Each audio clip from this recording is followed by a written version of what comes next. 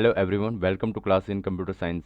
Last class में हमने function को बनाना सीख लिया था। उसको एक एक्सप्लेनेशन भी मैंने आपको दी थी कि जो फंक्शन आपका हमने बनाया है कि उसमें अलग अलग पार्ट क्या होते हैं, डेफ क्या होता है, उसके जो नाम आप देते हो वो किस तरह से लिखते हो, कोलन का क्या मतलब होता है, स्टेटमेंट क्या होती है और आपका मेन पार्ट कहाँ से स्टार्ट होता है।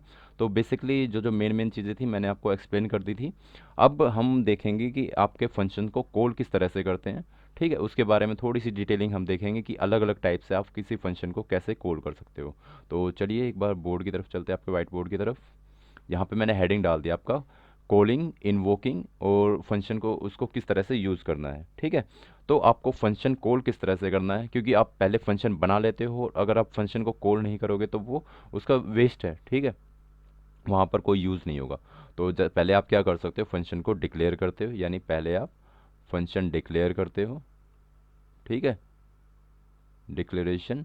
देन उसकी क्या करते हो, बॉडी आप देते हो, बॉडी आपने दे दी, वो भी इसी के अंडर में रहेगी आपकी। देन क्या करते हो, आप फंक्शन को कॉल करते हो। ठीक है, फंक्शन को कॉल करते हो। तो ये दो तीन स्टेप होते हैं, इनके थ्रू आपका पूरा फंक्शन वर्क कर देता है। ठीक है, इन्हीं की ही सारी छोटी छोटी टर्म होती है, उनको डेप्थ में आपको पढ़ाया जाता है। तो यहाँ पर आपको देखते हैं कि फंक्शन कॉल क्या होती है। ठीक है, अब फंक्शन कॉल के बारे में हम बात करते हैं। तो फंक्शन कॉल भी आपका, जैसे आप फंक्शन डिक्लेरेशन करते हो, डिक्लेरेशन कैसे करते हो, जैसे हमने लास्ट क्लास में आपका किया था। आप डेफ से डिक्लेयर करते हो, फिर आपने क्या किया, कैल्क एस कर दिया और यहाँ पर पैरामीटर पास कर दिया था, कुछ भी जो भी आपने लिया था। ठीक है, सिंपल इतना करते हो।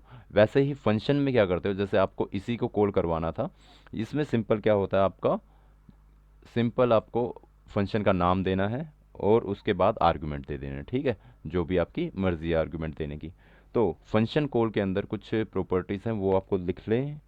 इसका सेम एज फंक्शन डिक्लेयर, यानी जैसे आप फंक्शन डिक्लेयर करते हो उसी की तरह रहेगा ये। ठीक है, डिक्लेरेशन की तरह। एक्सेप्ट, क्या चीज़ की कमी रहेगी, एक्सेप्ट कीवर्ड, सिर्फ आपका जो डेफ कीवर्ड रहेगा वो छोड़ के बाकी सारा का सारा सेम ही रहता है। ठीक है, तो देखिए यहाँ पर और यहाँ पर कोई डिफरेंस नहीं है, सिर्फ इसके अलावा। ठीक है, तो ये भी आपको समझना है। तो इसको हम लिख देते हैं। तो आप किस तरह से कॉल करते हो, सबसे पहले आप फंक्शन का नाम देते हो, यानी फंक्शन का आपने नाम दिया। उसके बाद जो वैल्यू है आर्गुमेंट के लिए, वैल्यू फॉर आर्गुमेंट, यानी जो भी आपका आर्गुमेंट पास होने वाला है उसकी वैल्यू आप दे देते हो, तो वो नॉर्मली आपका फंक्शन कॉल हो जाता है। जैसे इस वाले ही फंक्शन में हमने देखा था, हमने क्या किया था, सिंपल पहले कैल्क एस के अंदर हमने वैल्यू डाल दी, सपोज 5 डाल दी थी, तो हमारा आउटपुट हमें 50 मिल गया था। लास्ट वाले जो भी प्रोग्राम किया था हमने, तो उसको देख भी सकते हैं, ऐसी कोई दिक्कत नहीं है। यहाँ पर आपने किया था, यहाँ पे 50 वैल्यू डाली थी। इसको दोबारा रन करके दिखा देता हूँ आपको। देखिए शेल ओपन हुआ, यहाँ पर आपने वैल्यू डालेंगे, अभी हमने 5 वैल्यू डाल दी, 50 मिल गया आपको। ठीक है, तो इसी तरह से ये भी कर सकते हो। दूसरा क्या तरीका है, आप यहाँ पर क्या कर सकते हो, ए इज इक्वल टू, सपोज आपने ये दूसरा तरीका आपका 7 दे दिया, और यहाँ पर क्या कर सकते हो, कैल्क एस और यहाँ पर ए की वैल्यू भी डाल सकते हो। तो ये ऑटोमेटिकली क्या करेगा, जो भी ए में वैल्यू रहेगी उसके साथ डील करेगा। ठीक है, तो दिखाते हैं आपको किस तरह से मैं बात कर रहा हूँ। यहाँ पर इस नंबर को एंटर ना करवा के इसको हैश कर देते हैं कमेंट में, और उसके बाद यहाँ पर सपोज मैंने कर दिया ए इज इक्वल टू 7, और यहाँ पर इसको फिर कैल्क करवा दिया, तो भी क्या करेगा, अब इसको रन करवा देते हैं। तो क्या किया इसने, ऑटोमेटिकली 7 को यूज़ करके 98 आउटपुट आपको दे दिया है। ठीक है, तो होप आपको ये समझ में आई होगी चीज़ें। तो देखिए अब इसके बाद और चीज़ें क्या है, एक नोट डाल लीजिए, यहाँ पर नोट रहेगा आपका। अब नोट के अंदर क्या है, number of value being passed is same as a number of parameter, यानी जो भी आप उसके अंदर वैल्यू पास करते हो अपने एक्चुअल आर्ग्यूमेंट के अंदर, वही आपकी सेम रहेंगी, नंबर ऑफ पैरामीटर में जितने नंबर रहेंगे वो वाली। तो लिख लीजिए एक बार, number of value being passed is same as number of parameter. ठीक है, यानी आपने जैसे किया, डेफ बना दिया कैल्क एस, और यहाँ पर आपके कुछ पैरामीटर हैं एक्स वाई जेड, ठीक है, और यहाँ पर कुछ स्टेटमेंट हैं, ठीक है। और उसके बाद आपने कैल्क एस को कॉल किया, तो आपका क्या रहेगा, यहाँ पर भी उतने ही आपके आर्गुमेंट रहेंगे। तो इस चीज़ का ध्यान रखना है, ताकि उसके बाद क्या हो जाएगा, जो ये वैल्यू है, ये वैल्यू है, ये ऑटोमेटिकली कहाँ पास होंगी, एक्स को क्या मिल जाएगा आपका, ए मिल जाएगा, वाई को क्या मिल जाएगा, बी मिल जाएगा, जेड को सी, ठीक है। और ये नॉर्मली अपना काम परफॉर्म कर देंगे, ठीक है। इस लाइन का मीनिंग ये है। तो अब देखते हैं कुछ और तरीके कि आप कॉलिंग किस किस तरह से कर लेते हो। तो सबसे पहले एक बार हम देख लेते हैं एक छोटे से प्रोग्राम के थ्रू, और हम एक ले लेते हैं डेफ क्यूब का फंक्शन हम बना लेते हैं। उसके अंदर हमने एक्स एक्स वेरिएबल पास किया, ठीक है। और उसके बाद रिजल्ट के अंदर क्या मिलेगा हमें, एक्स डबल स्टार 3, ठीक है। और रिटर्न क्या कर रहे हैं हम, आर ई एस को हमने रिटर्न कर दिया। अब देखिए different type of function call, यहाँ पर हम अलग अलग टाइप के देखेंगे, different type of function call, यानी कौन कौन से अलग अलग तरीके हैं जो आप यूज़ कर सकते हो, वो सब देखने हैं। तो नॉर्मली अगर आपको कॉल करना है अब क्यूब को, ठीक है, तो एक तो सिंपल तरीका, आपने क्यूब लिखा, ठीक है, और उसके अंदर वैल्यू पास करवा दी डायरेक्ट, ठीक है। तो यहाँ से भी क्या करेगा, ये 4, यहाँ पर एक्स की वैल्यू यहाँ पर 4 आ जाएगा, और ये इसको इसके नीचे यूज़ करके वैल्यू को रिटर्न कर देगा आपके मेन फंक्शन में। दूसरा क्या है, आप किसी वेरिएबल में नंबर को डाल के, ठीक है, उस वेरिएबल को कॉल करवा सकते हो, ठीक है। उसके बाद आप क्या लिख सकते हो, क्यूब और नम, जो मैंने अभी ऊपर बताया। ये भी सिंपल है, इसमें भी कोई दिक्कत नहीं मिलेगी आपको। थर्ड तरीका क्या मिलेगा, आपने आपने कोई यूज़र के थ्रू नंबर एंटर करवा दिया, जैसे माई नम नाम का एक वेरिएबल ले लिया, और उसके अंदर इंट लगा दिया, फिर इनपुट, और ब्रैकेट के अंदर आपने कुछ वैल्यू डाल दी, एंटर ए नंबर। ये नंबर एंटर करवाने का कोड हमने लिख दिया पूरा का पूरा, ठीक है।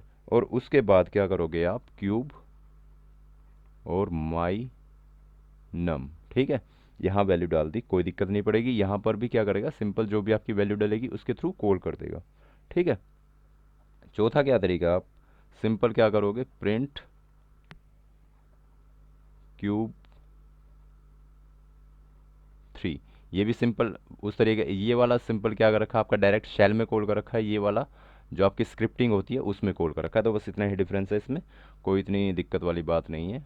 और यहाँ पर क्या कर सकते हो, एक तरीका और है, जो भी आपकी वैल्यू रिटर्न होगी, ठीक है, आप उस पर भी कुछ ऑपरेशन परफॉर्म कर सकते हो।